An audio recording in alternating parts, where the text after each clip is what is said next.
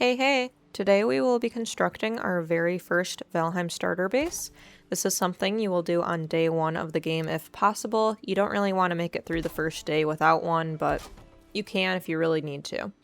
So first things first, you will need two items to start building your base. You will have to construct a hammer, which you will use literally throughout the entire game, so take good care of your hammer. The other item you will need is a workbench, which takes 10 wood to build. So once you have those two items, you'll want to place your workbench nearby the area where you plan to build, and you'll be able to start swinging away. Also, you will need a ton of wood for your build. Well, most likely. Unless you're doing a lean-to style shelter, then you won't need too much, which is totally fair for the first few days of this game. I'll be doing a 3x3 shelter though, just to show you a little more of an advanced starter build, I guess, if you will.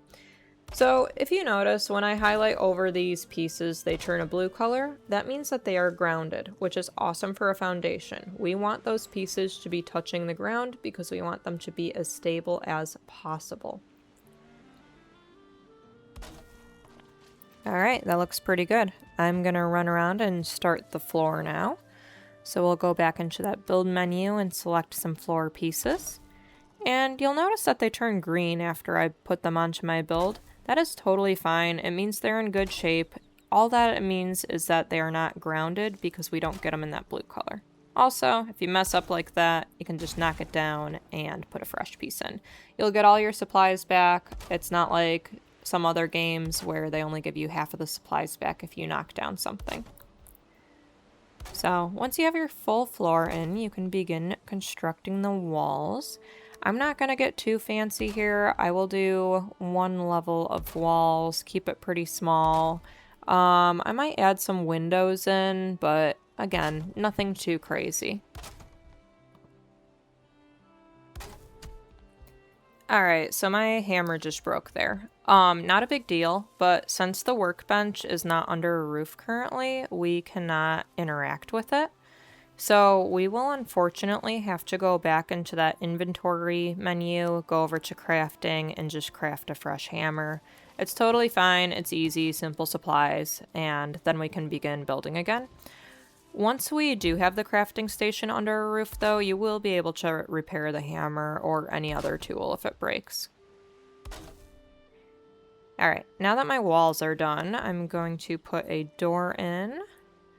And we'll make some bases for windows here too. I'm just going to use this half wall. I'm not going to get crazy with it since it is our day one build. And once that's all in, we'll start on the roof. Let's go, I don't know if we want to go 26. Maybe we'll go 45 just to make the room a little larger. All right, perfect.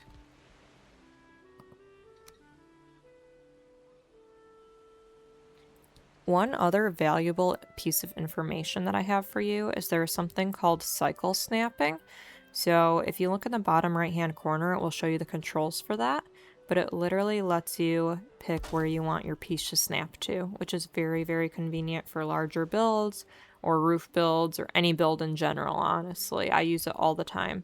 And if you ever get lost, just remember for almost any tool you pick up, all of those controls will be in that bottom right hand corner for you.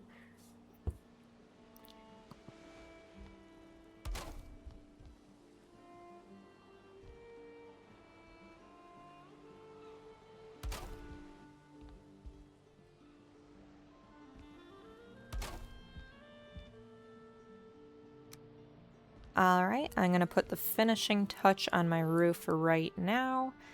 And I notice it's getting kind of dark out, so I'll add in a torch to the corner of my room.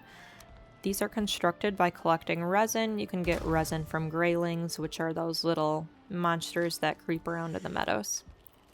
So I'm going to take this bush out now so we can put a fire pit here. This is something you need to construct, otherwise the game will not let you go to bed without the warmth of a fire.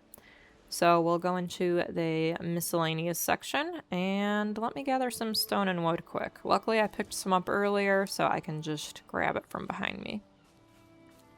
Alright, campfire. Easy, there we go. But if it rains, we need to make sure it doesn't go out. So you can simply just put a roof piece over the top of it and there will be no further issues. Let's also add some stairs here so it's a little easier for us to climb into our base and we're not having to jump in.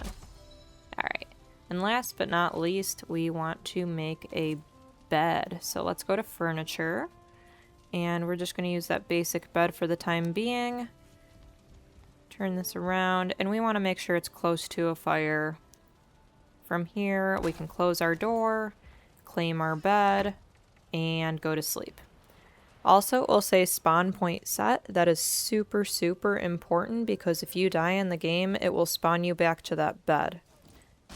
Also, I talked about earlier how you wanted the workbench under a roof. Now we can do that. So if we open up our door, we can place our workbench inside here. And at this workbench, we will actually be able to repair our broken hammer finally.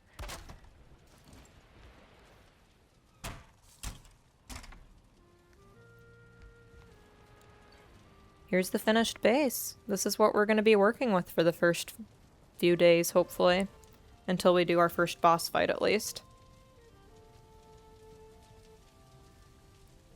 Also, if you want to cook boar, deer, neck, anything like that, you'll just want to make this simple cooking station right here.